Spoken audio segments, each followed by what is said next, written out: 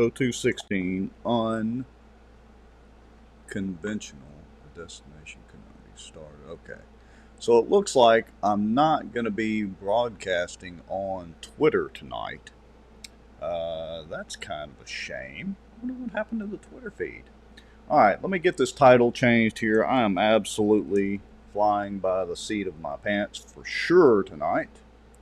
But bear with me for just a second. There we go. And let me get these show topics. Well, let me just turn the show topics off. How about that? All right. So let's see what's going on. I need to double check my notifications and let's make sure everything's going live and all that kind of good stuff. All right. So let's see here. I've got a Bossier Watch Live on Facebook. Good. I see a few comments coming in. Got about 10 folks, and again, we are not broadcasting on Twitter. We do have a few people that follow us on Twitter, so we're not broadcasting on Twitter. I got some kind of error message, but we'll deal with that.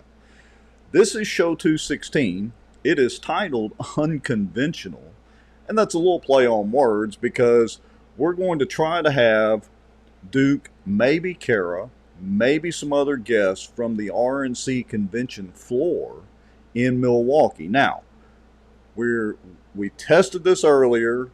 The cell phone connectivity was good enough. The noise level was acceptable, but we have no idea until we try this. We're going to see how it works. All right, Barry Butler, thank you for letting me know that YouTube is working. Charlie and Judy, good to see you. Val Baker, good to see you as well. And Miss Ann Bolton Denny, good to see you. Okay, so I know I've got at least a few people watching. All right. So we're going to have, Duke is going to show up hopefully at about 7:15 from the convention floor. And then we're going to have him on for however long we can. Then we're going to talk about the city council meeting, and I've got Colonel Crockett and Wes Marriott planned to come on to discuss the city council meeting because there were a little bit of fireworks today. Not much, but just a little bit with Queen David again. So we're going to talk about that. Let's see. Colonel Crockett says you're watching. Okay, great. So I'll let you know, Colonel Crockett, what we're going to talk about or when I want you and Wes to come on. So it's all going to be dependent on Duke's status like we talked about here in a few minutes. All right, so it's been an interesting week of things. I mean, first of all, we know, obviously, there was the assassination attempt on future President Trump. Of course, as I'm sure everybody is aware, he did get hit in the ear. It is an absolute miracle that it was not more serious. There was one bystander killed. It's very unfortunate for that family, and our prayers go out to them. And there was at least one, I can't remember, maybe two other people in the crowd that were also hurt. And so our prayers of support go out to them as well. But look, folks, it could have been worse. I mean, there could have been another person killed, and that would be the past president and hopefully future president, President Trump. I'm sure you've all seen the news reports now. It just missed him by, I mean, just a half an inch or more. Could have been much worse. All right, so I'm not going to belabor that point because I know you all have all seen that. I do want to mention a couple of other things, though, that you may or may not be aware of. Elon Musk has committed, he officially endorsed Trump and has now committed $45 million a month to a pro-Trump super PAC. That's interesting. Of course, Biden's interviews keep getting worse and worse, it seems like, every time he does an interview. Let's see, Barry Butler says 2 more injured, both are unstable. Okay, thank you, Barry. The Trump court case against or about the classified documents down at Mar-a-Lago, that case has been dismissed. Now, I'm sure it'll be appealed or whatever by the DOJ, but that case has been dismissed. So that's another interesting thing that's happened this week. And also, Trump's VP pick is J.D. Vance from Ohio. Now, I don't know that much about J.D. Vance. I haven't really dug into him that much, but I'm going to do that over the next few days and see what he's all about. All right. So we got about 40 people watching. It is 7:06. I'm going to go ahead and do the countdown.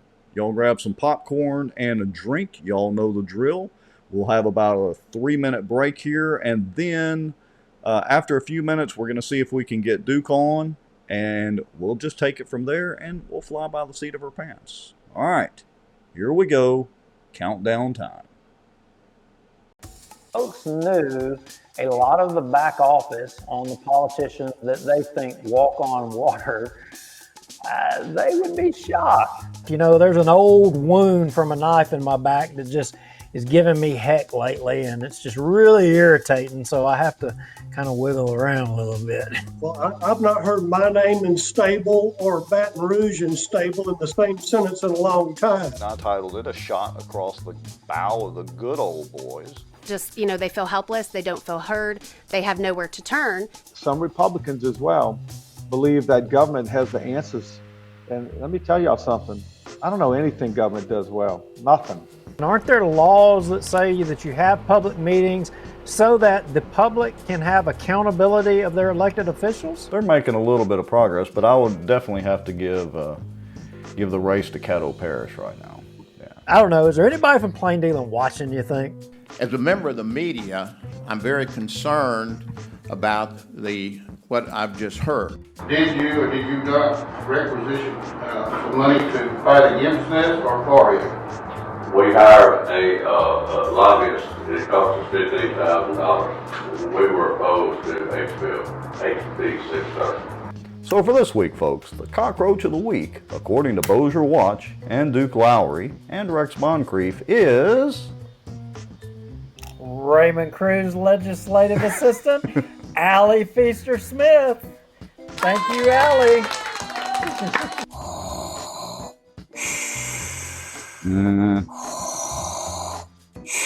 Well, I'm not thinking Star Wars at all. I'm thinking zombie apocalypse. No way, it was not David. You know it wasn't David Montgomery. David ain't going to jump off in there with Chris. He's going to do it. He'd as soon spit on him as he would even look at him. Man, this is a Mickey D's Krispy Kreme wheat. Didn't you know? Who's paying y'all? And if you're driving on the roads, are you safe? It's on the road, yeah. Well, I know you're on the road, but I mean, is this all folks coming from the border down there? Yeah, it's going to the border. It's actually going to Mexico, the buses. Doesn't mean they interpret it the same way that I do. For instance, the Second Amendment. I take it very literally. That's been interpreted different ways in the court system all the way up to SCOTUS. Yeah, that's only going to cause more division that he claims he doesn't want to cause. And it's only going to cause more suspicion. We're still right now combined on both pages and YouTube at 264 people watching. That is amazing. Folk Coleman Project, the Walker Place deal, through conscious, shocking actions. The purpose of their actions was to stop plaintiffs, being the Earl Coleman and associated groups and all that, from developing Walker Place. But here's the key thing, which in turn would enrich sitting city council members Scott Irwin and David Montgomery Jr.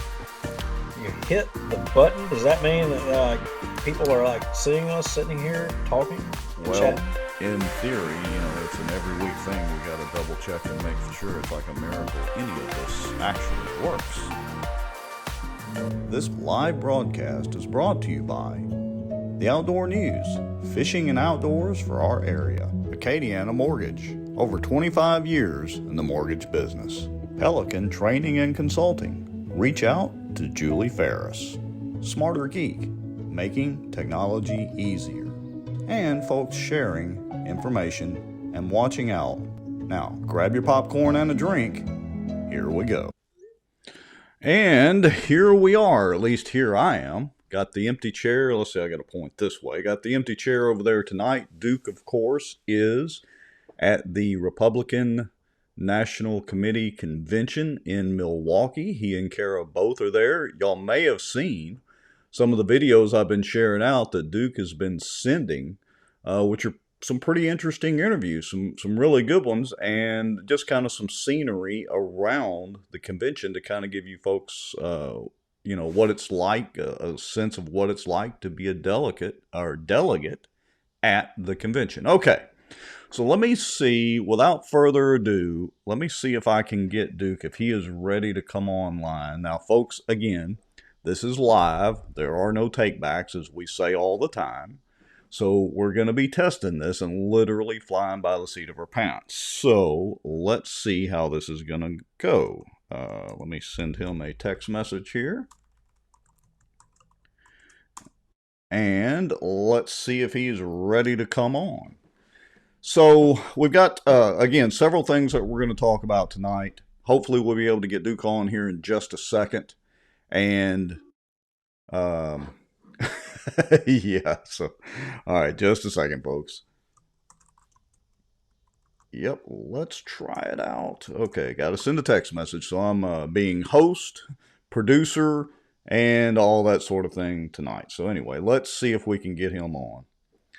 And this will not be the first time he's done it, but the problem is on that convention floor, it's orchestrated chaos down there. And so he may be a little bandwidth challenged. The noise level, I'm sure, is going to be loud.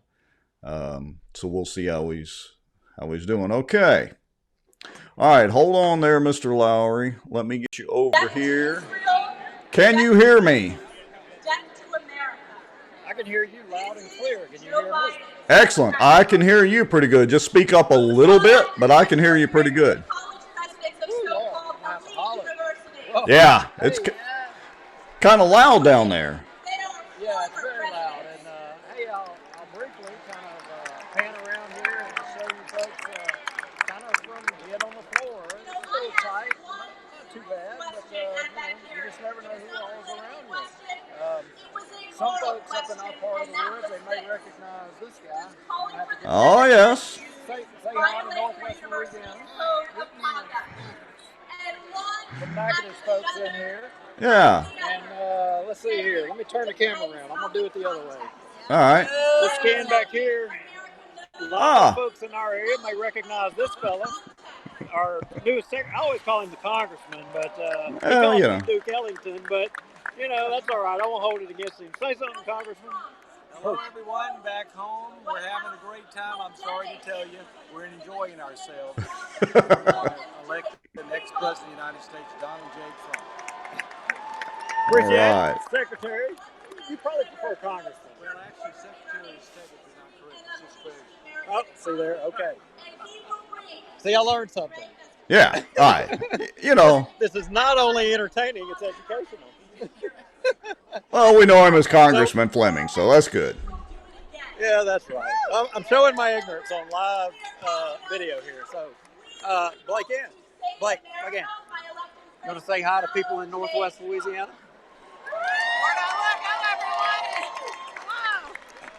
All right. A lot of you Caddo folks may know this little lady, but she recently got elected, and I understand she's doing some good over there. Thank you. So I'm Grace Ann Blake, Caddo Commissioner for District 8 in Newport, Louisiana.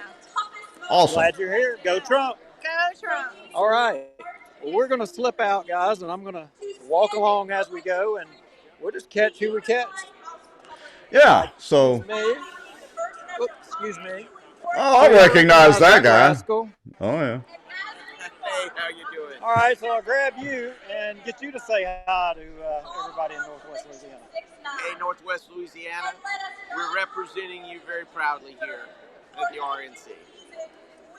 Excellent. Except for at the bus stop. That's true. Except for at the bus stop. That was horrible. That's true. Well, I'm going to keep walking around and try to get up to where we have some better connectivity and it's a little quieter. Right. We're on the floor. You can see right there, South Dakota. And I'm going to cut around the backside. And you never know who you'll run into. And if I see somebody of significance, I may stop and try to get them to say hi. All right. Right here, you got the press boxes. Right. You just never know.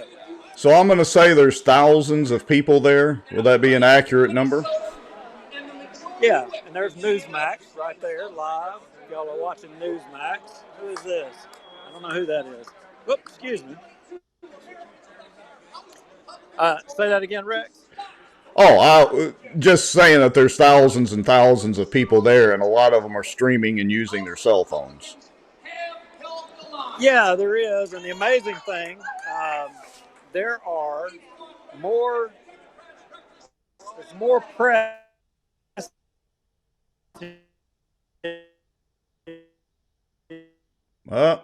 Here.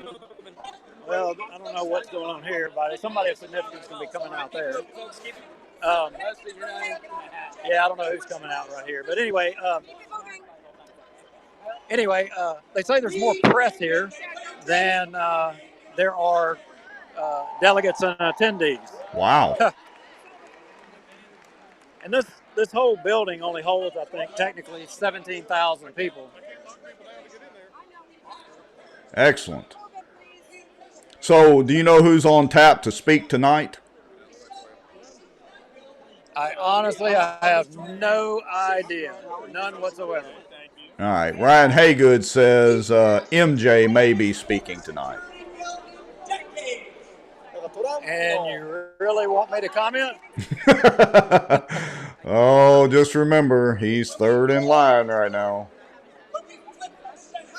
Well, this may be problematic. I may not be able to find a way around. They have it blocked off over there. Uh-oh.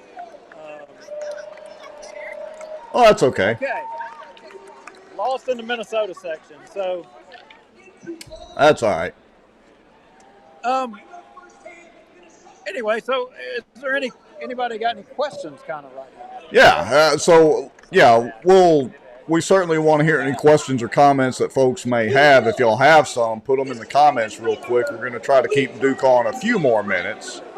And again, this is just giving you a sense live of how it is on that convention floor. Obviously, it's very noisy. Obviously, there are a lot of people, and everybody there is pretty fired up.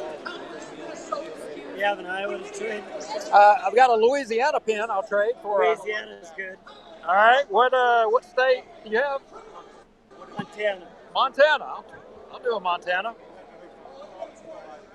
You're live on Louisiana, by the way. What? You're live on the show in Louisiana, by the way. Say hi to everybody in Louisiana. Hi, everybody. All right. What part of Montana are you from? West Central. West Central Montana. Yeah. I think you got me from the lip down the. Oh, I'm sorry. Well, they heard you. All right. So one of the big things here is that people trade pins and buttons from each state, and some people, you can tell the older folks that have done this a little while, they'll have plenty of buttons, and they're actively looking at people. Like this gentleman, he was eyeballing my chest, my lanyard, because I have little Louisiana buttons on there, and I'm sure he suspected I was a pin trader. Yeah, there you go. Who knew that y'all traded pins? Yeah, when I find a way to get out of here, I will. I'll show y'all a little bit more in detail. Yeah. You need to belong to the RPIC, Republican Political Item Collectors. Oh, I'll have to look that up. Yes. All right. I don't know how I'm going to get around here. So obviously, one of the challenges is finding your way around in that place. Well, the problem is they have a certain section. Y'all remember last night when you saw Trump and you saw Tucker Carlson and kind of in that certain little box? Well, right. That's kind of, I'm gonna turn it around. That's where I'm at, and the Secret Service has it all blocked off right here to where you can't get through there. All the press. Sorry, can't stand here. How do we get around this? What do you mean you want to get around? Go down there and go around the wall. Ah. Careful. We might get you being arrested by Secret Service live. Well, I don't know where she's talking about. How? Go around the wall. All right, so we're exploring. How do we go around the wall? Yes. Yeah, this is chaos here now. Yes. Who knew that Don't the know folks who's coming through. Who knew that the folks here at home would get to see what it's like to actually be on the convention floor live, trying to find your way around? Yeah. All right. So I'm just going to get somewhere static until we see what happens here, and Yeah, just that's get fine. out of the way and maybe talk a little bit. Yeah. Boy, this is a. All right. I got to move. I'm gonna have to be rude to somebody, and I sure don't want to do it. I hear while it's being recorded. Yep. No takebacks. It's live. Let's see. Cut through an aisle. There's no way. Just so you know, Krista Denny in the comments says Fox is reporting Trump and Vance are expected to make an appearance tonight. Yeah, maybe so. All right, so we're going to try to go all the way around up at the front and walk around.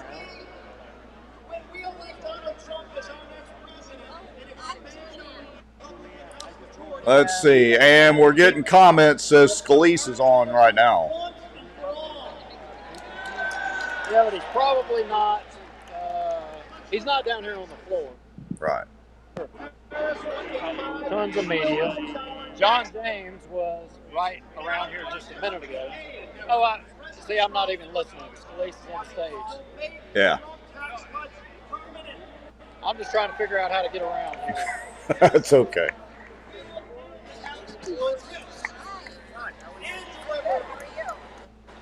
Lots of media. Okay. So where were we?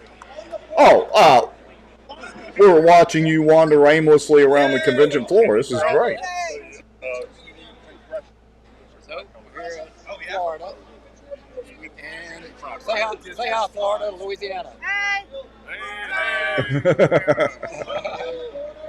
All right. They had yesterday, I saw that Laura Loomer and Eric Trump. There was a lot of people who was in their section yesterday. It was pretty exciting. But anyway.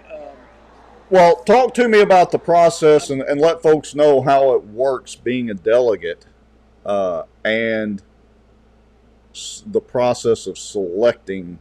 Okay, there we go. Yeah, I hear you now. Got you back. And folks, y'all bear with us. This is live on the convention floor, and the cell and data reception, I'm sure, down there, along with the noise, is not very good. Okay, so we lost Duke. Let me send him a text. And we might get him back here in just a few minutes, so we'll give him just a couple of minutes to try to get his connection back.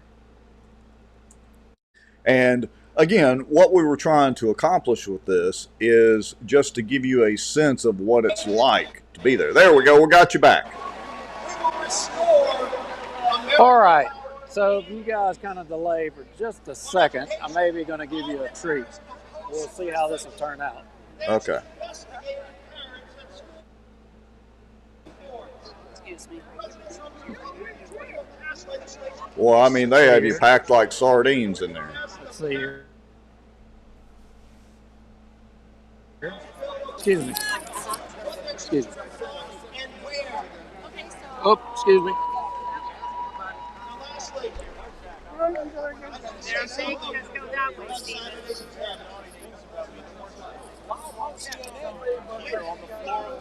All right, Ruth Pope Johnston says, great pics and content that you've been sharing.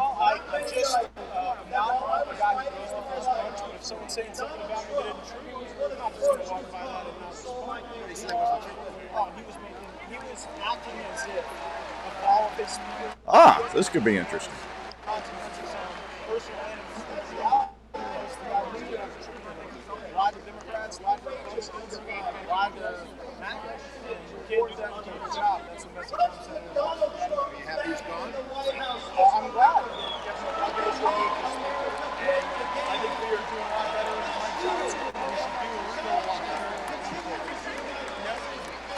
Matt Getz, Matt, say hi to Louisiana. What's up to the social? It's a local social media show in Mike Johnson's district, and we rip him all the time. We got to keep this out clear. I'm sorry. Thank you. It's great talking to you. All right. As Duke gets arrested for having Matt Getz do a shout out to us.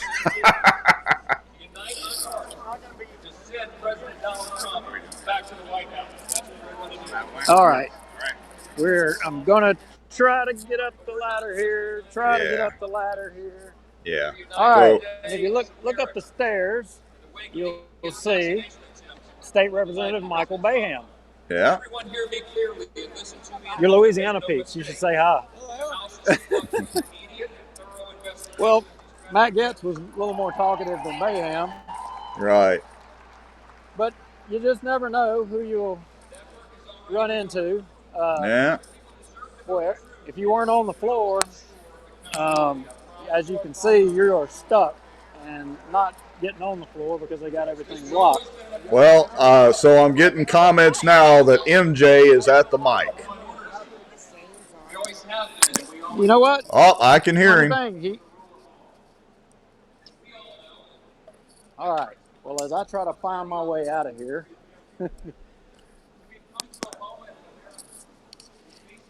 All right. I see some of these doors you walk through, and yeah, you don't really know where you end up. Yeah.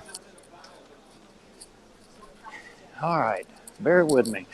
So, I think I caught Matt off guard a little bit. That's all right.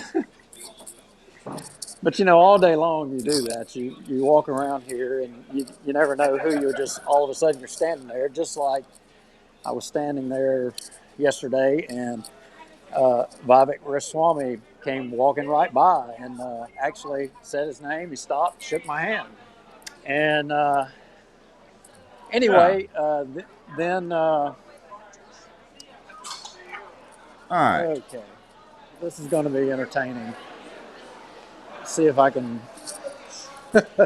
All right. We're going to turn this around. Yeah, we're going to turn this around and... a little better connection out there, too. Yeah, do part of the show here. Oh, lost him again. Bear with us, folks. Almost. There you are. Okay. And all right, stand by. So, what are any questions? Anything you'd like us to see? Well, no real questions, just compliments on the content and that it's a little exciting getting to see what it's kind of like on the convention floor. It's almost like being at a concert of sorts. Colonel Crockett wants to know if you're headed to the bathroom. Well, no. Okay, I am, wait a minute. No wonder, I came up the wrong set of stairs. But if I hadn't went up those set of stairs, you wouldn't have, all right, I'm going to flip the camera around. Had I not done that, you would not have gotten the little clip with Matt Getz. Yeah. But Matt was just telling that ABC reporter, he was actually talking about, he was going to go a little further on Johnson, but he stopped short.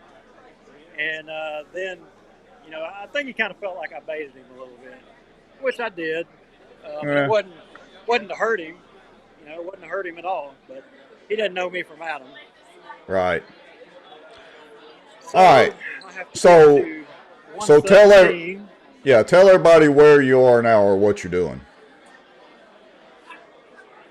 This is on the main concourse, and the primary entrance.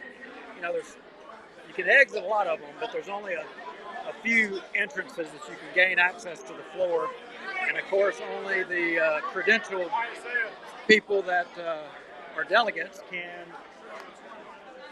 access the floor. And okay.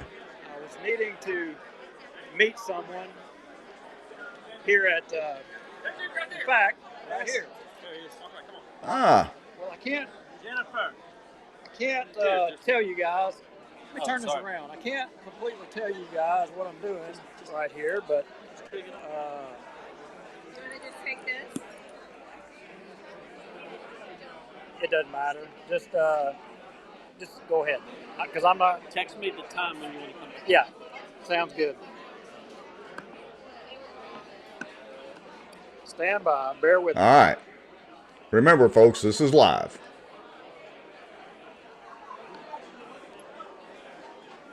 Okay, so there's like a tradition among the Louisiana delegation, and a lot of folks. I mean, this is a good time to explain this. I mean, look, y'all see me every week. I'm gonna turn this around.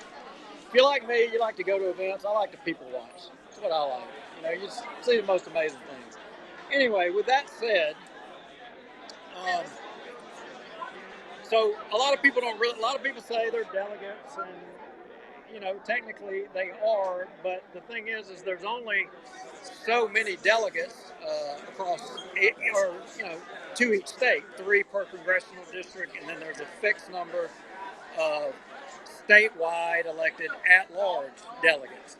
And so I'm kind of waiting for somebody, and but what happens is only the delegates can get to the floor. So when you hear about an alternate delegate, the alternate delegates are the backup delegates in the event that the delegates, for whatever reason, can't fulfill their obligations. Case in point, 2012, or I think it was 2012 in Tampa, the hurricane came in South Louisiana. A large portion of our delegation are from South Louisiana, and they had to jet and leave. Well, a lot of the alternate delegates, even from Northwest Louisiana, were automatically promoted up to be delegates. And so, with that said, that's why you have them. Anyway, that explain that well? Yeah, pretty good. So, what is the process that's happened so far as far as being a delegate? What have y'all actually voted on? What have you done so far?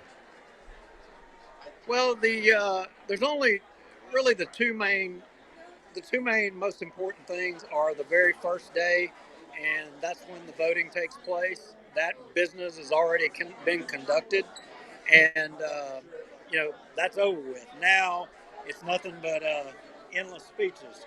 Christian Gill, say hi.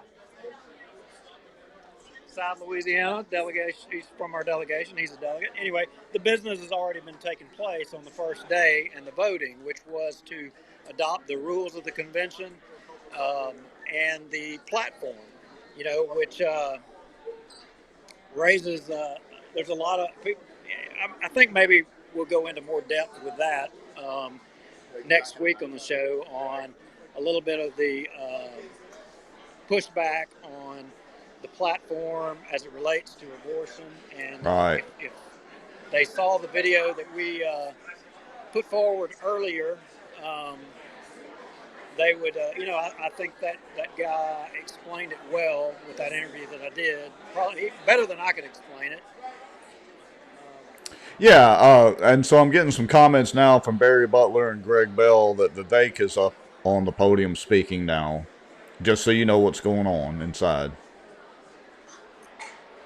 Yeah, I hate I'm missing him. I would have liked to have heard his speech.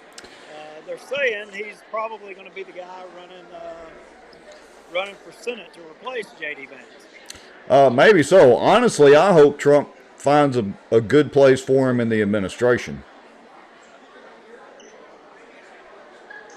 Yeah, I think I would prefer him there, but, I mean, he's a shoe-in to win a Senate seat. Right. Louisiana delegation. Oh, yeah. I recognize that guy. All right, so I'm kind of walking around here aimlessly. All right. I'm actually looking for Kara because she had an amazing. So on that, when the delegates, we all had to come and be here. We couldn't go to some of the events that were outside of this because we had to come and do the business end of this stuff. Right. Well, she got to go to an event, and Donald Trump Jr. and lots of folks were there. Well, I don't want to tell the story. I want her to tell the story because I will butcher it up. But Donald Trump Jr. shared something at that private event, and when she told me the story about what was said, my Up. Freeze frame for just a second. Let's see if we get you back. Hold on just a second, folks. My mouth just about hit the floor. I couldn't believe it. We're on the media, and okay, you guys are getting Yeah, we're getting a little bit of lag.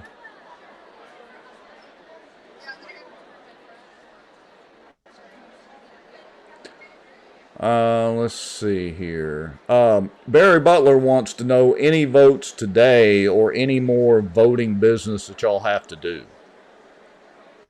No, all of the voting took place, the first day, and that is all dispensed with. There's no more business for the delegates really to dispense with. But in a contested convention, that's not the case. This was not a contested convention. The platform was not contested. Everything about it was straightforward, and there was no contention. Right. So you may text Kara and tell her to come meet me. Yeah, where are you? How am I gonna... Let's see. Hold on just a second. Duke wants you to... Do you have any idea where you are? You can tell her that I am upstairs where she was yesterday. Upstairs where you were yesterday. All right, folks. And bear with us, folks. Again, this is live. So we're literally making this up as we go along. And we're getting the full tour of the convention center there. Val Baker wants to know, how are the people from Milwaukee? Oh, the people from Milwaukee are fabulous. I got to tell you, this place is clean. Everybody is kind. I'll tell you how in tune to making this thing awesome it is. When you literally walk into a lot of these events, they have volunteers that if you want to take a picture or a selfie, they'll literally come running up to you to say, "Hey, do you want me to take a picture for you?" Wow. Just that little simple detail, Yeah. It's pretty doggone amazing. Yeah. Interesting how things have changed in the last several years and really in the last decade with that process. Yeah, so I don't know if I'm at the right place where she was or not, but I don't know. I sent her a text for you, but no response yet. Ah, there he is. So you can see down to that corner, that's where the Louisiana section is from up here. Okay. Anyway. So how many delegates are there from Louisiana? And how does the delegate process work? Do they go by population, or how do they do the congressional seats? How do they do that? Do you know? Yeah. The apportionment is based off of the number of congressional districts. So, okay. Again, there's 3 congressional appointees per district, and then there's so many at-larges that are statewide delegates, and that's what I am. The Louisiana Republican Party has an election, and they nominate individuals to represent the whole state, and that's how that goes. And to get elected on the statewide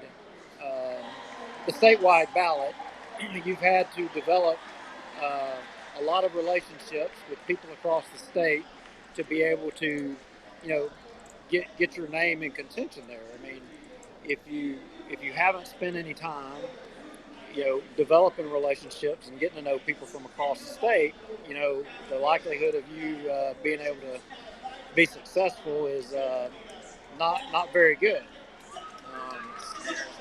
But case in point, I would tell you, just like Parker Ward. Parker, he has been on the state central committee for I think 4 years. He got active, he got working and volunteering and doing stuff, and so he developed a rapport with a lot of different people, and so that's how that works.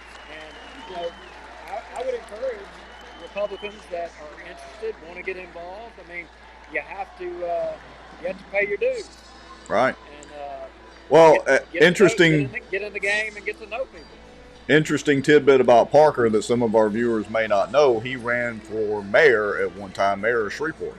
And I think he was only 18. Maybe he was younger than that. I can't remember. All right. Kara says she cannot find you. Well, I'm not going to say nothing because this is on live show, but that's obvious. I can't find myself. But well, maybe. All right, so I'll tell you what. Why don't we do this? Why don't I take a break? Let me reorganize, and I will.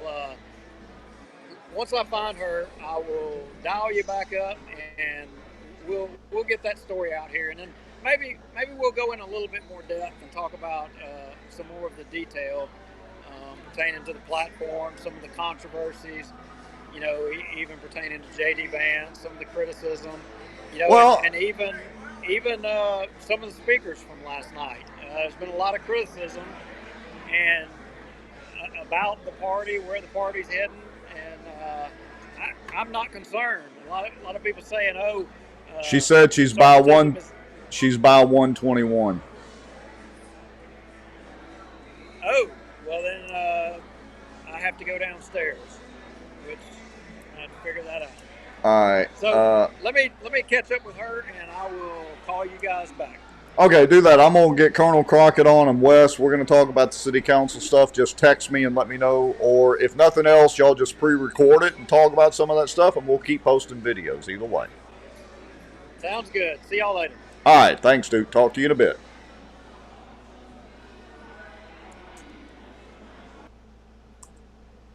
All right, folks. So, again, we knew that was going to kind of be a little bit sketchy as far as technology-wise and bandwidth-wise and all that. But, again, gives you a first-hand account. Now, I want to go ahead and get Colonel Crockett and Wes on. So, let me get that in the play here. Let's see. Time to come on. All right, there's Colonel Crockett. Hold on just a second, Colonel. Let me get you over here, and let me get you assigned to a camera. All right, can you hear me, Colonel Crockett?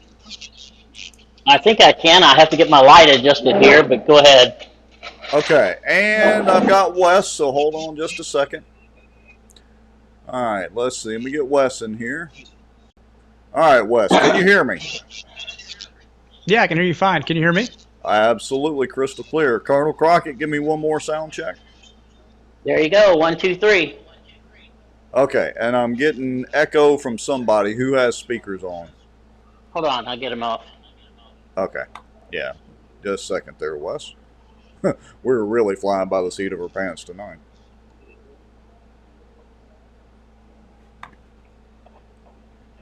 All right, that sounds a little better. Yes. All right. It'll be fine. Okay, so here's what we want to do. I'm going to switch us over to the city council meeting, and I'm going to queue up the spot where you start talking, Colonel Crockett, and I'm going to run through that. I'm going to stop it, and we're going to discuss it. Then we'll get into Montgomery's comments. All right, so just a second, because I'll need to bring both of y'all back up on the screen. Let's see here. Let me do that. And let me do that. Hey, Rex, Yes. while you're doing that, you want me to just give a little bit of an intro about what they were discussing, so you don't have to listen to what the how the city read what the issue was? Yeah, go right ahead. Yeah, so basically what the city's doing in Bossier City is, as they, because they're not deciding how they're going to give pay raises to this part of the city staff, parts of the city are just giving up positions, and then they're distributing the money of some of the positions.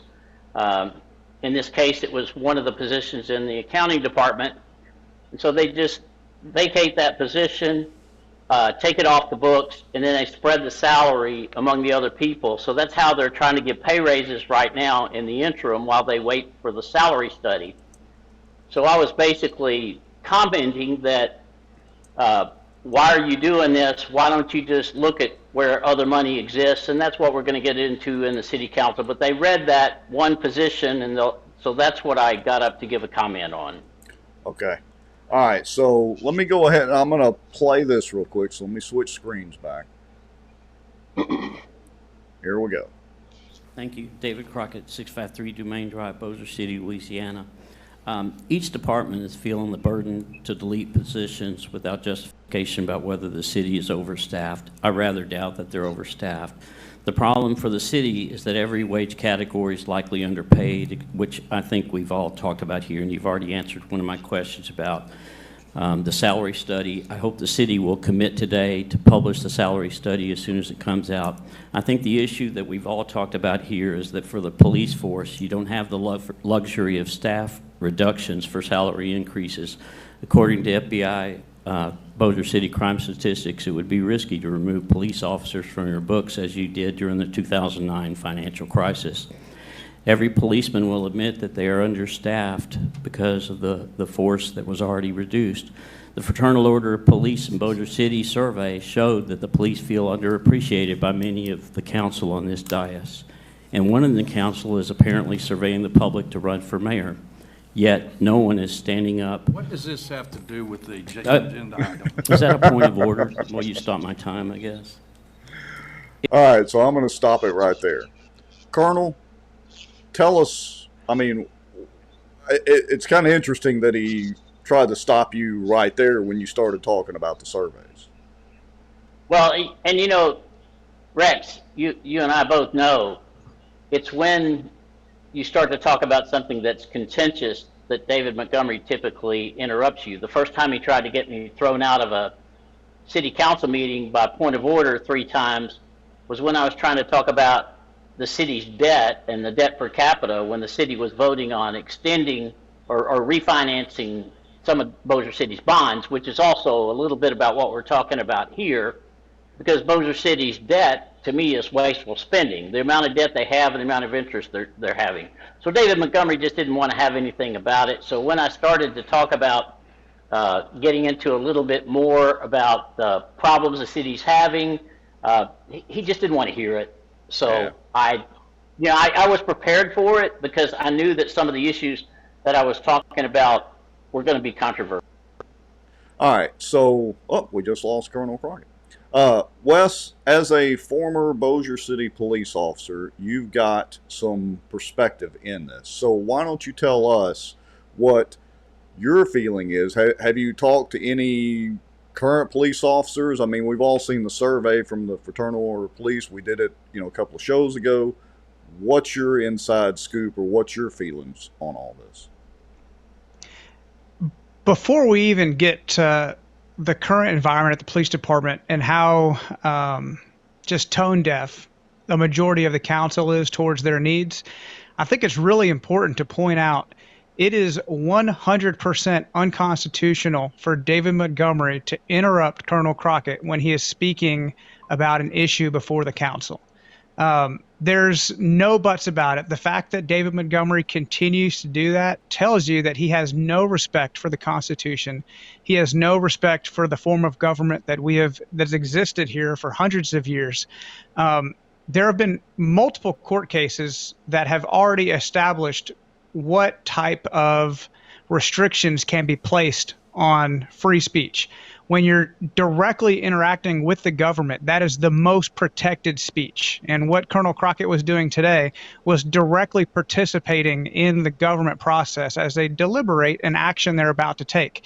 That is the most protected speech you can have in front of the government. And one thing that courts have repeatedly ruled on is that content-based restrictions are entirely illegal.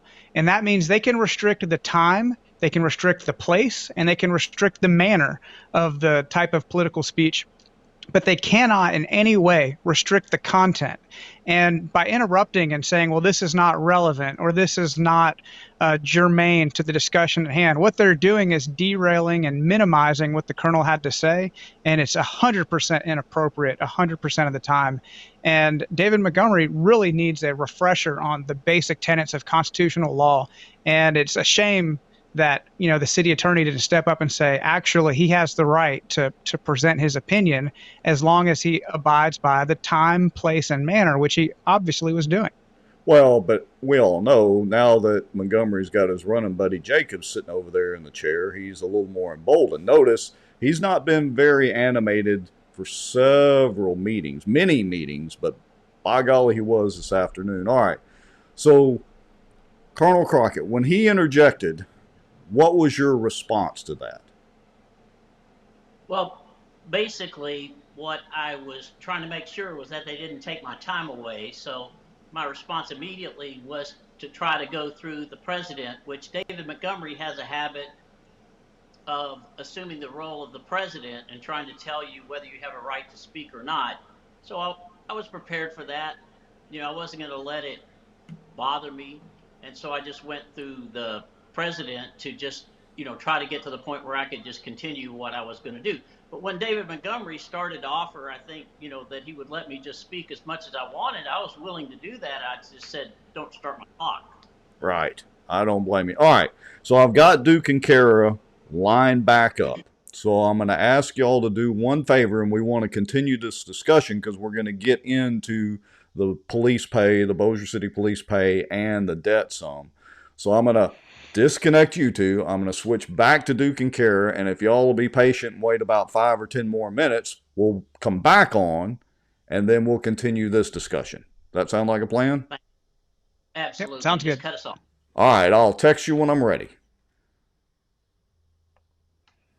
Okay, let me see here if I can get Duke back on. All right, let's see.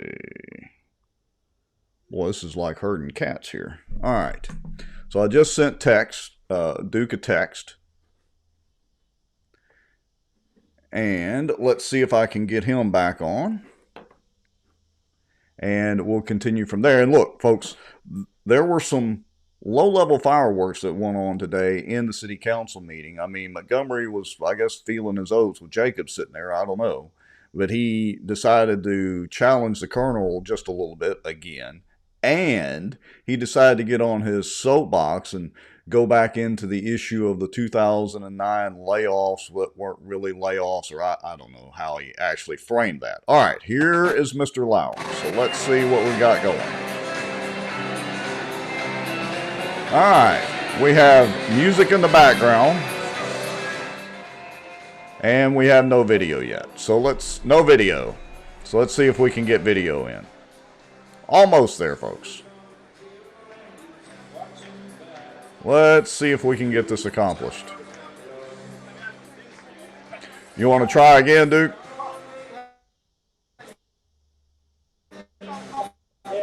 We might have a few technical challenges. All right, let me give him just a second here and see if we can get him in. Y'all hold on and be patient. All right, I'm going to hang. Yeah, go ahead. Can you hear me? All right, let me disconnect him and tell him to try again. Hold on just a second.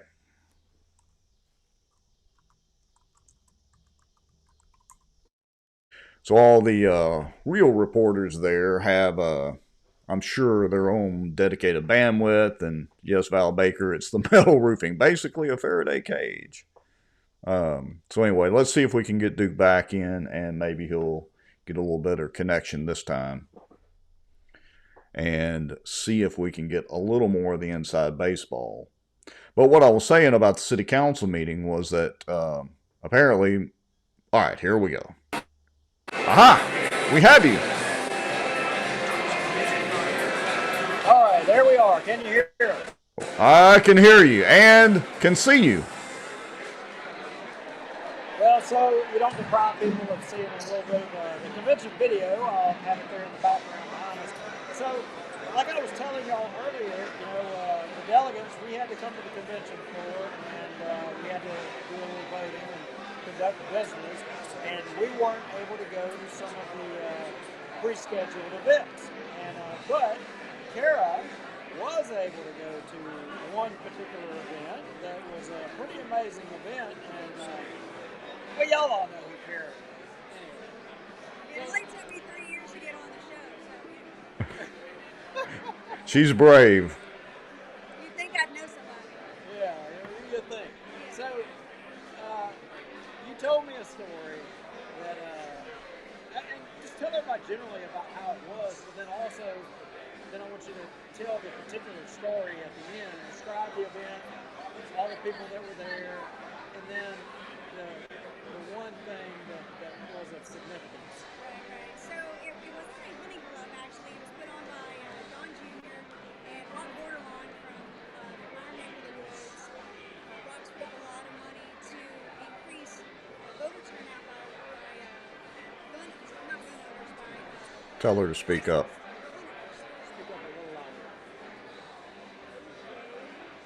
And so this event, it was pretty amazing.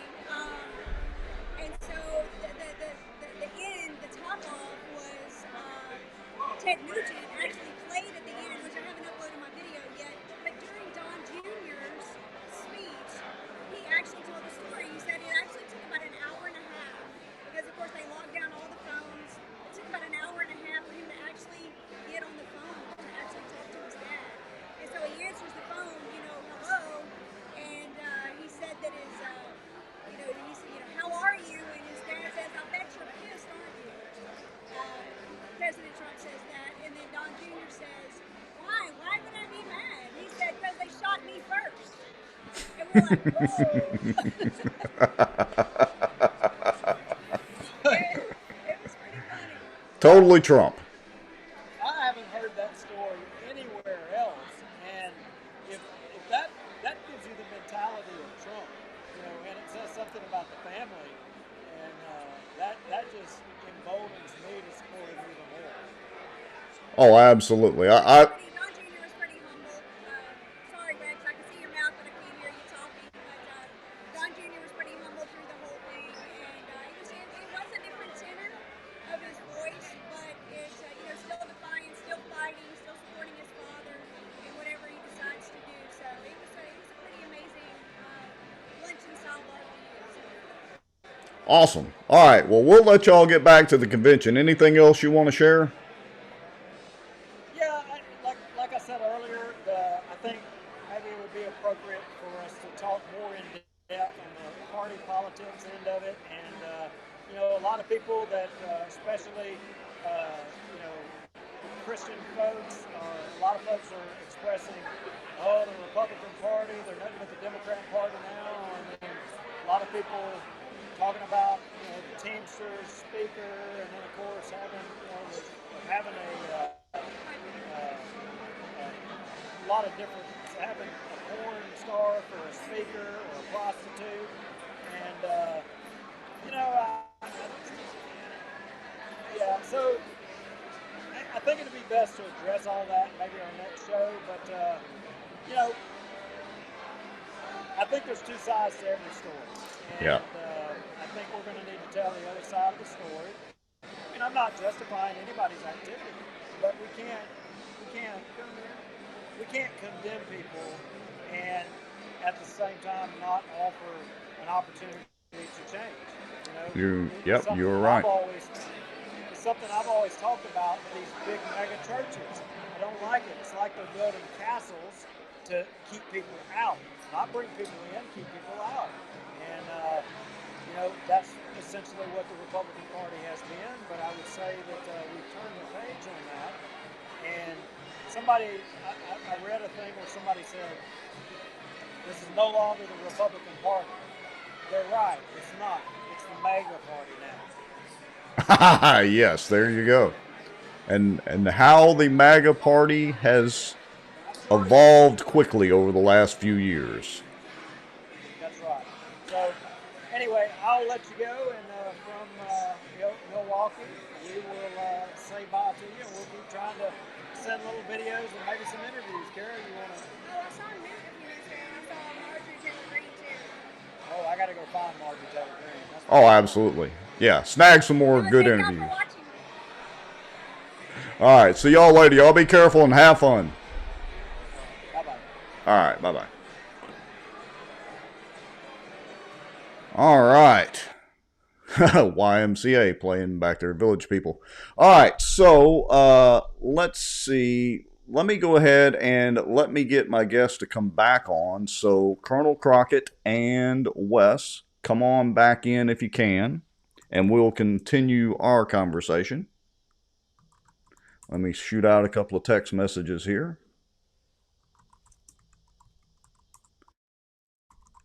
And let me see if we can get them back on. There's Mr. Marriott, and Colonel Crockett should be with us hopefully shortly. Can you hear me? I can hear you loud and clear. Having a good quality mic helps. Okay, let's see here. Let me get the Colonel in here just a second. There's Mr. Marriott, and Colonel Crockett should be with us. And he's got the TV up in the background. No video. And he's muted. Hold on a second here. Colonel Crockett, can you hear us? All right, let me get him to try that again. Hold on. Let me cancel that. Try again. Okay. So let's give him just a second, Wes, and then we'll finish going down that rabbit hole we were going. Because sure. Look, you're right. There is no doubt that David Montgomery, the Queen himself, feels much more emboldened now that Jacobs is sitting over there in that chair, and he feels he can just trample on the Constitution again. All right, let me see if I can get the Colonel in again, and we'll continue that thought. Or something. Okay, we can see you and hear you. Well, there you go. You want me to catch us up back to where we were? Yeah. So we'll continue on with Wes's thought about the Constitution here in just a second. Why don't you catch us up to, let me see where we left off, to the point that David interrupted you and did not do a point of order, and you were addressing the president of the council, which is proper and what you're supposed to do. So let's start from that point, and then we'll just wing it from there. Well, you basically did a good job of summarizing it, because I was just kind of prepared that I might have been interrupted, because I knew that it was going to be a little bit contentious, because as soon as I started mentioning that, I think it was right at the point where I was talking about how somebody had done a survey of the public that was going to be running for mayor. You know, what I was basically trying to point out was that, you know, somebody on the council may be running for mayor, but no one's bringing up that the city police and other staff are not getting the pay raises that they need. So that's what I was going to lead into, and I was just going to pause as long as it took. And I was willing to debate him if he wanted to debate anything he wanted to talk about on the floor. Yeah, he did issue a challenge. So I would like to remind everybody that all politicians have an open invitation to come on the show. David Montgomery certainly has my cell phone number. I'm pretty sure he's got Duke. So anytime you want to debate, David, come on down. All right. I can agree with that. All right, so we'll get to the debt here in a minute. So Wes, I want you to continue on with your thought as far as the constitutional violation, and then, you know, this just seems par for the course for our city council. And then let's talk about the police pay. Sure. Again, this is not something that is unusual or new behavior. They've been doing this now for years. I filed my federal lawsuit in October of last year for very similar behavior. When a constituent or a citizen is addressing the council about the action they're about to take, the courts and the Constitution take that type of speech very seriously, and they say that that political speech is called core political speech, and it must be protected, even if it's unpopular, even if it's scandalous, or even if it's boisterous. Exactly. If or all of those impertinent. terms, do you think that our founding fathers were boisterous when they, unshackled themselves from the British crown? This is the behavior that they are protecting, because popular speech does not require protection. If you're saying, hey, you guys are doing a great job, I love everything you're doing, no one's going to stop you from speaking. But if you're pointing out the flaws and saying, hey, the government is doing something wrong, or the government is doing something that I think they could do better, that type of speech is protected, because it must be, because otherwise you end up with a totalitarian form of government, and you're led by a tyrant. And David Montgomery is becoming a tyrant every time he stops and interrupts somebody from speaking. All right, so I'm going to switch screens again, and I'm going to hit play. And Colonel Crockett, let me get you back on the screen. All right, so let's listen to what Montgomery had to say. Here we go. It's about what you're doing, Mr. President. I'll address it to you. It's about changing positions so that you can fund pay raises, which is what you're doing. Which we've so done. If you'll let me finish my comment, I'll tie it to what I'm saying. Which we've done in the past, and you've questioned that. We've explained it to you. Okay. Well, you're welcome. If you want me to explain it more, I'll take more than my 3 minutes. Well, you're not speaking to the agenda item. Yes, I am. You're trying to go around the merry-go-round. Let me finish my comment, Mr. President. Are you going to rule on what he's trying to say? Because I think it's your right to do so. There you go. Just make your point. That's all I'm asking. So I'm going to stop it right there. I want to congratulate you on basically ignoring him. Well, Rex, I mean, hopefully anyone who desires to go and speak their mind in front of the city council in Bossier City, you have to get ready to tune David Montgomery out. I think, we saw it very well during the last term limits meetings that the mayor kept trying to push, that they try to confuse you, they try to interfere. Wes was very good at that, and I think I take my lessons from Wes. All right, here we go. Okay. Well, my point is that the Fraternal Order of Police in Bossier City survey showed that the police feel underappreciated by many of the people on this dais. One of the people in the council is apparently running a survey for the public because he's going to run for mayor. Yet you don't stand up publicly and demand urgent solutions that will solve the police's problem, even though you've given bonuses. During the term limits petition, most citizens were surprised by the low pay for Bossier City policemen and the $32 million in principal and interest payments on Bossier City's long-term debt.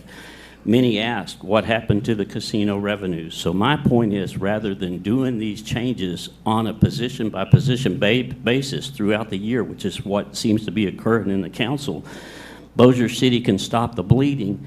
The Casino Trust Fund is something I've recommended in the past. Unrestrict that money so that the city can use the $30 million that's sitting in the account and consider quickly resolving some of these issues, because we already know the police force is underpaid. So I think Bossier City has an option to do that. The budget cycle's coming up. I think the people have a right to know, and maybe an input into how that money is using. And I think the city ought to be careful about its wasteful spending. Thank you very much for your opportunity. Let me correct you on something. And David, all right, so I'm going to pause right here for just a second. So this is where it gets really contentious. So, Colonel Crockett, tell me what's going through your mind right here. Well, right then, I didn't know what Bubba Don was going to say. I realized that David was going to argue against any point that I wanted to make, but I thought that I brought it right back to the point that tied all this in. I felt very comfortable that I tied it into the fact that the police cannot give up a police position and then spread it around for salary and pay raises, but they're doing that for everybody else in the city. So I thought I made my point really well. I felt pretty good at that point, but I didn't know that Bubba Don was going to give me an opportunity to speak further. All right, Wes, as a former Bossier police officer, do you feel, I'm going to put you on the spot here, do you feel that the pay was adequate, not enough?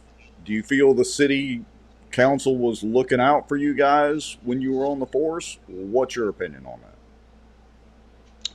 So when you go back 8 years, they had a similar drive to get pay raises. I think the last pay raise was around 2018 or so. Prior to that, it had been an additional, decade, 12 years plus since their previous pay raise, but it never was anything up to the market average or the regional average.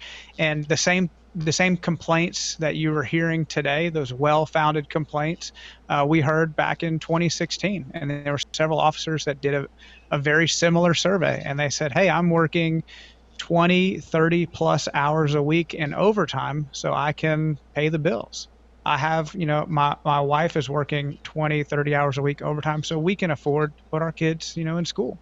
So there's nothing new this time around that wasn't there going on when I was there.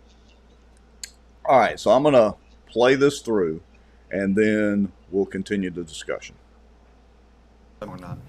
Back in 2009, I was president when all that went on. We didn't let go anybody from the police force. You didn't let people off the books as they. I thought that the positions were reduced by about 8 or 9 positions, or they went under unfunded. Am I correct, Mr. Montgomery, or am I wrong? Phone a friend. Took them out of the budget. Absolutely. No one was, I can finish.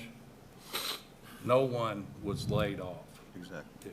I appreciate it. But yes, we had a 10% correction in the budget because we were $6.8 million in the hole to spend. So it was a necessity.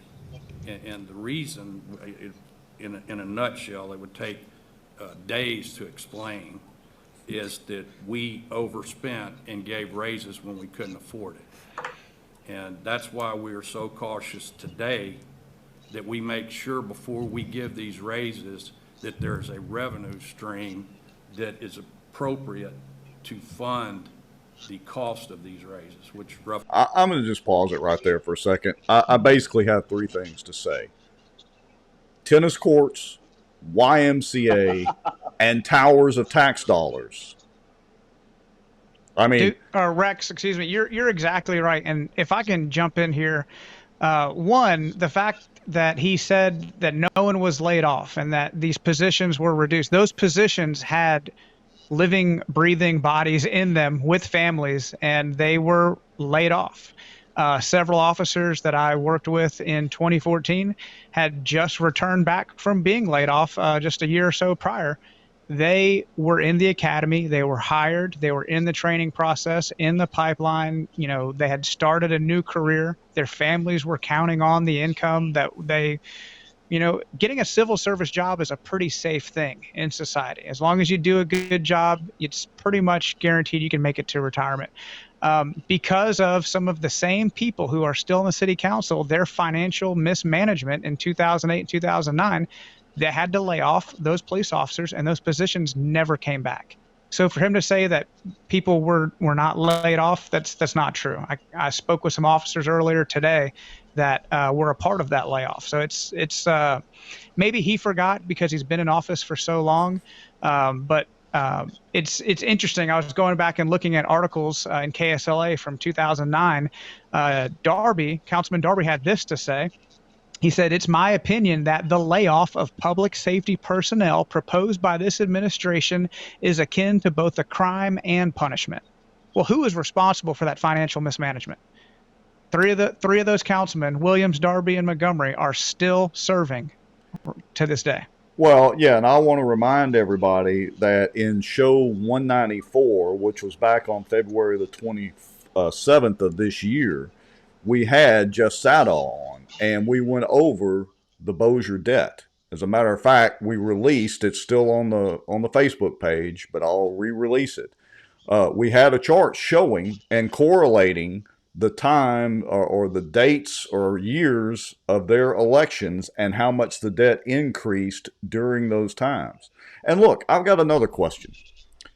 So it's not just about the city debt and the debt per capita and all that. We know that's going through the roof. It's what now? Nearly $7,000 per person in the city. We also have, correct me if I'm wrong, Colonel Crockett, we have positions available that they can't fill. I think they're actually budgeted for, but they can't fill those positions on the police department. I mean, Yeah, I'll answer that for you, Rex, real quick. I've got it on the top of my head. If you go back to the last city council meeting, when Ms. Williamson briefed the city, there were 17 positions short of being filled. Bossier City police force recruits and trains about 8 to 10 people per class. By the time they finish with that class and they get to the next class, they've got another gap. So they can't even recruit up to the 17 that they're authorized. So definitely the Bossier City police force is paying a lot of money for training. Secondly, the fact that they've got so much turnover, they're probably not even able to recoup any gap. So they're 17 short, but who knows if they're not actually losing money because they have to keep paying for training classes. Yeah, so Wes, give us a little bit of you've been through the training and all that, and again, you were an officer with the Bossier PD. So give us a sense of, how the training works and going through the classes and all that, and the hiring process. Give us some kind of sense of that. Sure. To go from a, regular Joe citizen on the street to being a fully qualified, able to run your own beat, to work patrol, the process takes almost a year. You have several screenings, you have interviews. That process can take several months, and then you have to wait for your academy class date. In the meantime, there's almost nothing to do before you begin the academy. So you're not capable of doing any police work. But even once you complete the academy, which is, I think, 3.5, 4 months long now, you're still only basically qualified and you need close supervision. And so you're not really helping the patrol beat because you can't work by yourself. And so it takes another 3.5, 4 months before you're able to work independently. And now you're filling a spot on a shift and you're becoming a useful member of the force. So that process can take 7 months. In the 7 months it takes to train one officer, you may have 2 officers that are transferring to a higher paying Texas department. You may have 2 senior officers retiring. The turnover right now is so quick that and this is a situation that's been ongoing for years, they're losing officers just as quick as they can retain them, and many times much more quickly. And that's why they continue to have a manpower shortage, even though that hiring freeze stopped in 2011. So several, a decade plus later, they cannot recruit and retain fast enough to make up for the retirements. And the problem, a lot of it is the pay. Yeah, and so Colonel Crockett, give us if you had unlimited microphone time, which honestly you have on the show, I mean, I can stay here for hours. But if you had unlimited microphone time where a certain city councilman wasn't going to try to cut you off at the pass, do you have any kind of idea or plan for the city? I mean, how do we fix this? We're 17 officers short or whatever that number is. The officers, based on the surveys, are definitely not happy. They put the brunt of the blame on the city council and in particular David Montgomery. I mean, how do we fix this? Is there any way that we can fix this? Well, that's what I was trying to do in the city council meeting, and I think anyone who's watched Bossier Watch over the last year has heard me say repeatedly that Bossier City has the $32 million in principal and interest that is basically what's the demand on the revenue stream that David Montgomery talks about. So what I've tried to propose in the city council meetings is that there is $30 million in I've got to look up the exact name of the trust fund. It's a part of the casino trust fund. Let me get the exact words here. Okay, and while you're doing that, I'm putting up the long-term obligations pages as well. And I want you to clarify this because you and I were talking before the show, and I was referring to the beef funds, which are dedicated legislatively. But this is a separate fund from the casinos. Is that correct? And I think Duke and I talked about it on the show many, many episodes ago. This is a dedicated fund for the city, correct? Absolutely. Go down to about your third bullet from the bottom where I've got that highlighted. If you get to the right, no, this is the other one. I'm sorry. Okay. That's the. Let me explain this while you've got this up, Rex. I think this is really important for the city to understand. This is page 55 of Bossier City's CAFR, the financial report and it's the same report that's about to be published in about 2 weeks for the next year. These are always behind, but this is good information right here for everybody to understand. What I've been trying to explain to the city is that, as you see highlighted there, all the way from 2024 through 2037, the debt payment in principal and interest that the city has to pay is $32 million. What I did was, it gets confusing there, so I wanted to show this to anyone who has not ever studied financial reports for cities. What they do is later on in the years where it's 2008 to 2028 to 2032, that's where you have to divide whatever that number is on the far right by 5. So basically what you see is, for the next 13 years, Bossier City pays $32 million in principal and interest on their debt. Somewhere around the 13 to 14 year point, that number is going to drop down to around $11.4 million. So what I was trying to explain to the city council, that I've said over and over again, but I don't have enough time in a city council meeting to explain this, is while they're doing that, if you'll flip over to the next page. Okay, give me just a second here and I can do that. And then when you get down to the third bullet from the bottom there you are. What it says right there is that the Riverboat Gaming Special Revenue Fund has a total fund balance of $30.1 million, all of which is currently committed for economic development, although the city council may elect to redirect some or all of these funds in the future. So what I'm trying to say, and I confirmed this with Ms. Williamson over 2 years ago, I do not make statements in the city council that I do not know are verified as accurate, and that my thoughts are incomplete. So that's what I think the message that needs to get to David Montgomery and now Bubba Don Williams. He's challenged me several times in city council meetings. He needs to get off that dime, because I research everything. So basically what I'm trying to say is, you can use this $31 million any way the council wants to. They have it designated for those purposes right now, but that is money that they can use to pay salaries for anybody.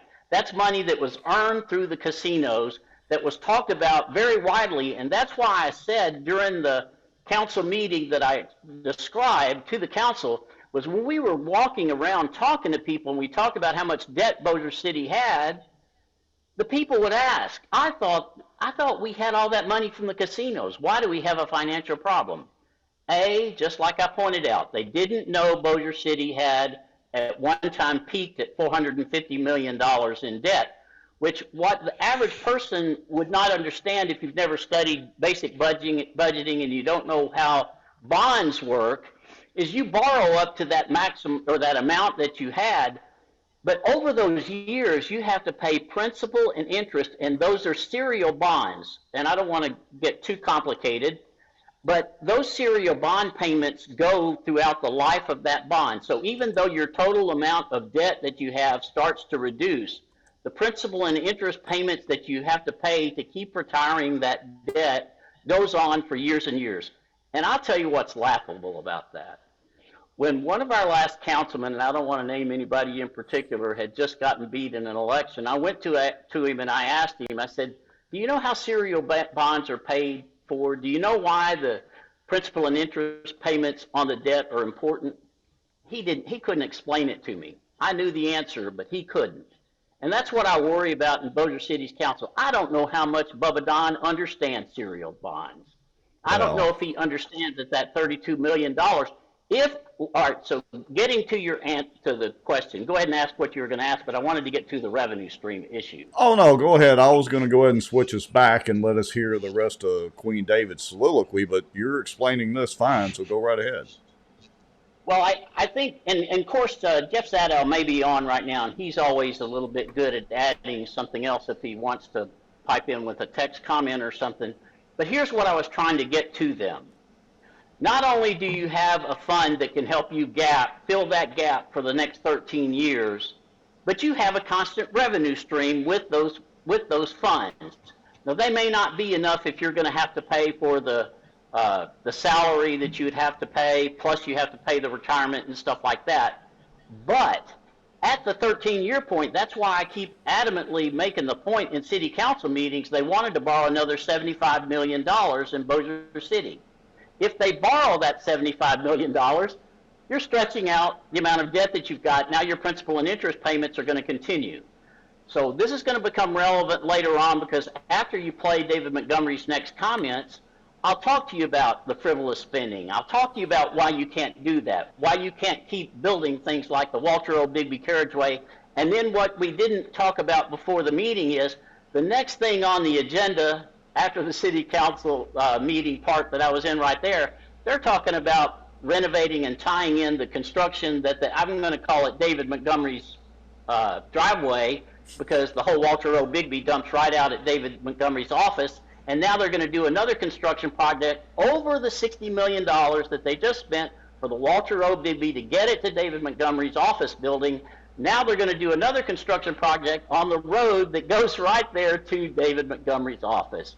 So, boy, does that look convenient. Imagine that. All right, let's hit play and let's listen for a few more minutes. I forget. You would probably know, Angela, it's probably what, $4 or $5 million to do 400 or 500 a month. So, you know. So in reference to your question. So in reference to your comment, I was correct that the positions were reduced from the police force, and that's one of the reasons that I believe that the police out there today, when I talk to them, feel like that they're undermanned and understaffed, and they definitely feel like they're underpaid. Thank you. The reason it happened, the money was not available. You cannot have deficit spending. It's against the law, and it puts you in a critical position of failure. And I think we all remember that day in 2009 when this room was full of crying babies and wives and husbands, and from all sectors of the city, not just police and fire, but from all the various municipal employees. And we made that promise that day.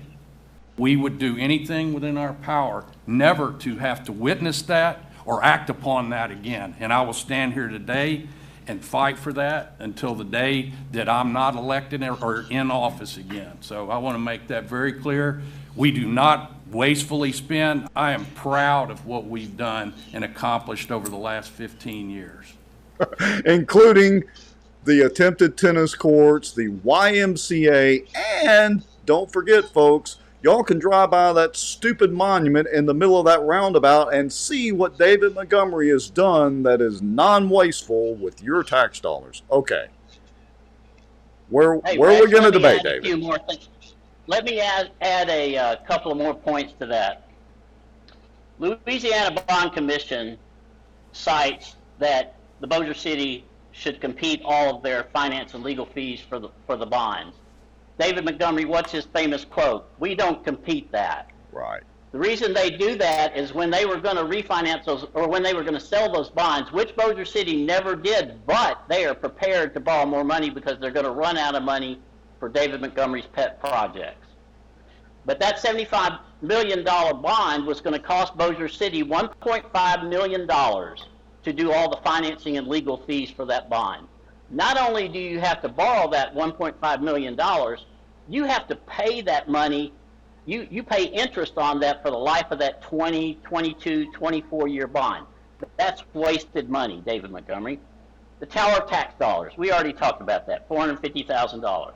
They just built a storage building at Tinsley Field. What did they have to do? They had to destroy a functional building. They just wanted a new one. So that's wasted money, David Montgomery. You got a 30% increase in the Manchac contract, but no one competed it. Well, no one negotiated. The mayor wouldn't negotiate to try to get the contract down. They just thought that it's your money, so let's just spend it. You want to interject? Well, I was going to say OPM, other people's money. It's not their money. I mean, granted, they do pay tax dollars, but it's not their money that they're having to spend. It's everybody else's. I mean, let's face it, Wes. They spent, I don't know, I'm guesstimating $10,000, $15,000, $20,000 just on a lawsuit to prevent you from getting public records.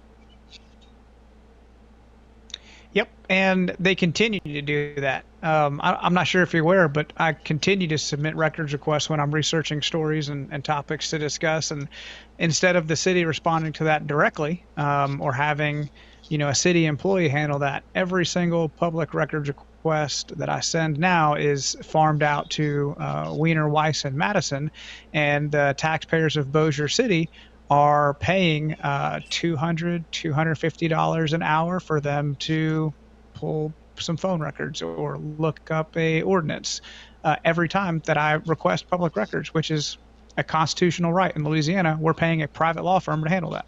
Well, it's even worse than that because we're paying Jacob still as the city attorney.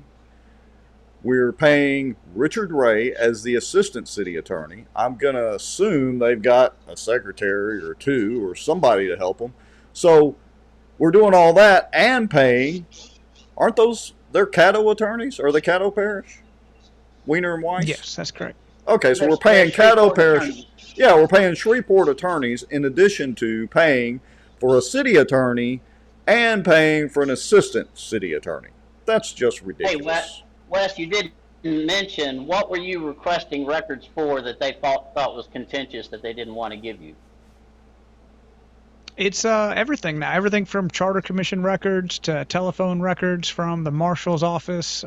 Anything and everything that it's going through Wiener, Weiss, and Madison now.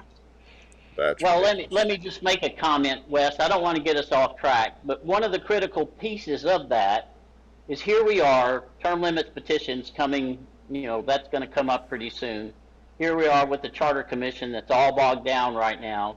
Wes was just merely trying to get the communications between Juliana Parks and whoever she was talking to that may have been obstructing what Preston Friedley had done such a monumental job accomplishing in Bossier City. So when you talk about wasted money that David Montgomery is talking about, let me throw this one thing in before you move on.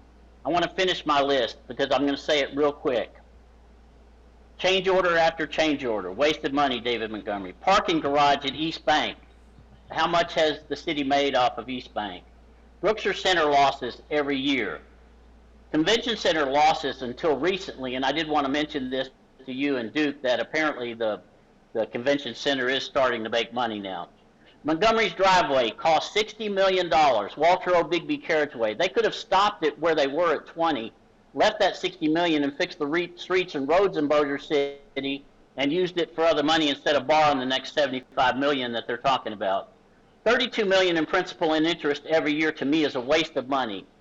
The $25 million they spent on Tinsley Field for Travel League, that Bossier City citizens, their children will never put their feet on those AstroTurf unless they're on a travel league.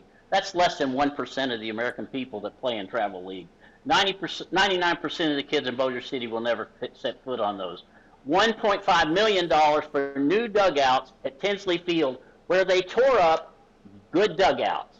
They just need to make them wider because people have big butts and big travel bags. Those are my wasted projects. I'm still jealous, and look, I hate to say it, I will be one of the pigs at the trough. I want my bass fishing lake for high school bass fishing. If they can have the travel ball and they can have the wider bleachers or whatever, and David can have his tennis or ping pong or whatever it is, I want the high school fishing deal. All right. And bungee jumping. And bungee jumping. All right. So let me speaking of all the wasteful money, let me flip the screen back over here. So this is the chart that we showed in show 194.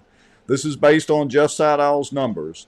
And notice that I plotted in there the points at which they got elected. Now, I'm not going to go back through this whole scenario because Jeff Sadow did an excellent job back on show 194. So go back and watch that, starting about the 30-minute mark in that show. But you can see the red lines jumping up are bad. And that is the debt per capita on the primary government side and the business enterprise side. Now, you can see where they dip down, but that's, as Jeff explained, that's when they're estimating the population here, and then the census comes around and we get an accurate census count. So that's why you have the sudden dips in the green, which is the population. But notice a funny thing here. When Darby, Williams, Montgomery, and Jeff Free all came into office, we're now upwards of $7,000 debt per capita. I mean, that's just crazy. And we can't pay our police and fire adequately? No, I mean, that's one of the biggest problems I have with the whole situation, Rex, is that today David Montgomery made this statement that he's all about fiscal responsibility, and he calls himself a fiscal conservative, but I would say he's the exact opposite of a fiscal conservative. I think a fiscal conservative would invest in the government's obligations. I think the government has an obligation to protect you from crime, to protect you from fire, and you first priority should be to invest in that. I think if you invest in police and fire, the private enterprise will bring in the attractions. If you have good roads because you invest in the infrastructure, the private enterprise will bring in the jobs. But what David Montgomery has done is he's created these funds, and he said, I want to create the attraction. I want to create, these personal projects so I can have a legacy. I want to have a YMCA with my name. I want to have a tennis association associated with my legacy. But he's neglected the things, the obligations that our government is required, and that's to provide a sustainable police force that is going to recruit and retain talented individuals. And it's tough to do that when they're so underpaid and underpaid for so long, when our roads are crumbling, but the convenient areas by his office gets a brand new $60 million overpass with no matching state or federal funds. It all came out of Bossier taxpayer dollars. What are we doing? Is that real fiscal conservatism, or is that, pork projects for the things that he's interested in? You make points that you can't argue with it. I mean, perception is the thing, and the perception is, you're right. He gets a new road and driveway, and he's mad because the curb's a little bit too high. Colonel Crockett, let me ask you, because you were at the city council meeting, and I wasn't there, and I don't think Wes was. Correct me if I'm wrong, Wes. Did they ever acknowledge or mention the Fraternal Order of Police surveys at all, or did they just brush over it like they didn't even exist? Well, the point at which I started to mention the Fraternal Order of Police was when David Montgomery interjected that I was out of order. And I think that that's the point, that David Montgomery is keyed and cued by something that he knows that he doesn't want you to discuss. Like I said, the first time that David Montgomery tried to get me thrown out of a Bossier City Council meeting was when I was trying to talk about debt per capita. So that's exactly what happened with this. I knew that was going to be the trigger point if something was going to be said or interrupted, if somebody would interrupt me. But I knew that had to be said, because here's what's happening in Bossier City. You know as well as I do, as well as Wes, that when the policemen got to the point where they felt that they had to put a billboard sign in front of the city of Bossier City saying, we need more money so we can feed our families, that's way too late. Yeah. That's your city councilman not listening to the people that the city council feels like everybody in Bossier City works for them. The people in the police force work for the people. The Bossier City Council works for the people.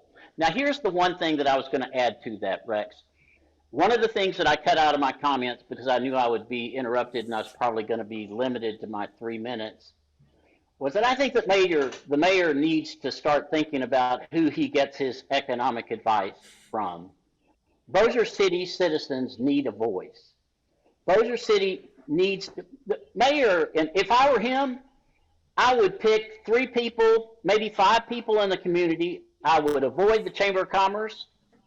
I would avoid the Rocky Rockets that want you to build a driveway to everybody else's neighborhood. I would avoid all the things that are driving $450 million in public spending that drives this kind of debt in Bossier City.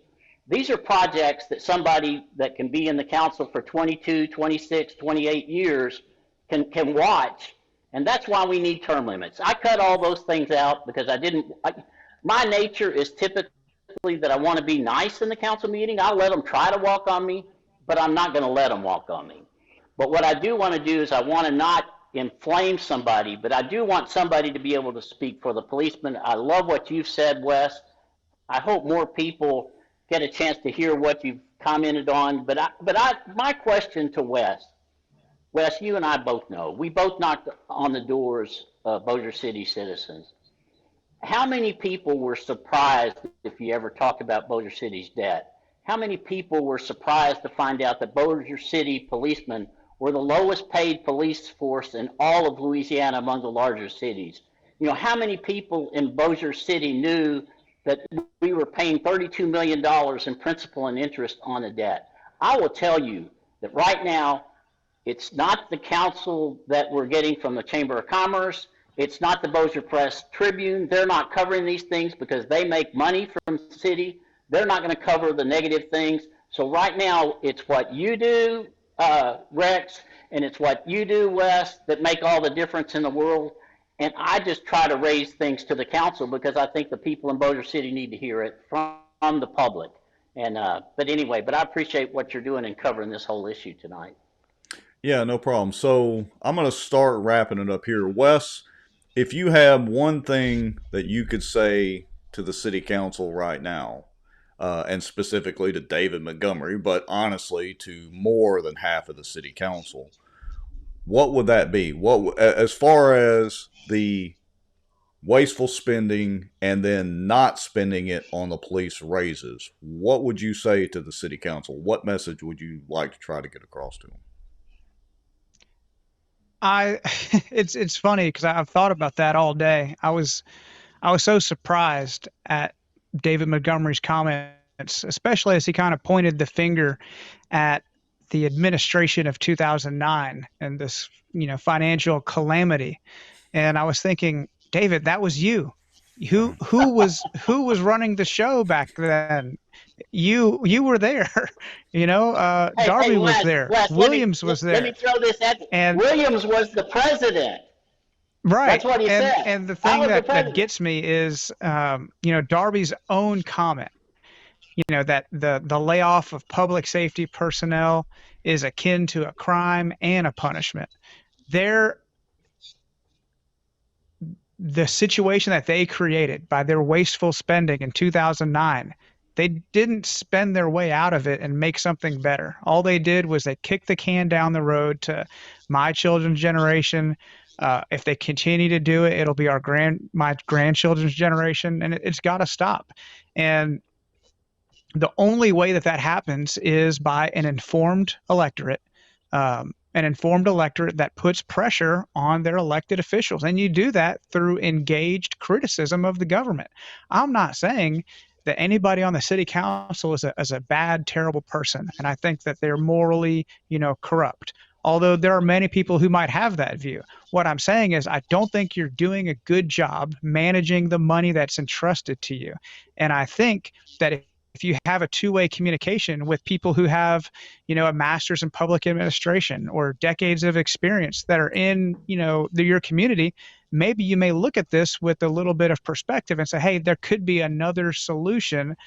Instead of ignoring these people, maybe we should listen to them. But what their current stance is, hey, shut it down, don't let them speak, you're not germane to the topic at hand. And all that does is continue the cycle of wasteful spending, and that's how we got here. Is we're not listening to the people in the community that have an informed opinion, and an informed electorate is the only way you maintain trust in our government. Yeah, very well said. I mean, you both of you do an excellent job at the city council meetings of speaking your minds. You're both very eloquent in what you say. Honestly, I wish if there was one thing I could ask everybody watching to do would be, of course, and we've said this ad nauseum, show up to those meetings and have more people speak up. It needs to be more than just Colonel Crockett and Wes doing this. But Either way, fellas, I want to thank y'all for coming on tonight and kind of filling in the gaps around the craziness from the RNC convention and Duke and Kara, as well as educating our viewers a little bit more tonight. Want to thank y'all for coming on, and y'all are welcome to come back anytime. And I guess we'll just start wrapping it up here. I did too, Rex. You know, I can't tell you how much you guys are serving the community, and I appreciate what you're doing. Well, I appreciate it. And let me say this. I appreciate everybody that did watch tonight. We were running about 60 some odd folks watching tonight, 65. Again, it was a little unconventional tonight. We didn't have the Twitter feed going. I got to figure that one out on the technical side, but we appreciate everybody that's watching, everybody that comments on the videos that I've been posting from Duke, from the RNC convention. As always, if you've got any information you want to share with us, go make a free protonmail.com account, send an email to bossierwatch@protonmail.com or bossierwatch@gmail.com. Don't put any identifying information in it. We do look at those. I want to also encourage everybody, of course, to keep up with Colonel Crockett at the city council meetings. Go over to Sobo Live and pay attention to what Wes is doing over at Sobo Live, because he's got some great content as well. I'm going to hit the finish button, and we're out of here. Thanks, everybody, for watching. Good night.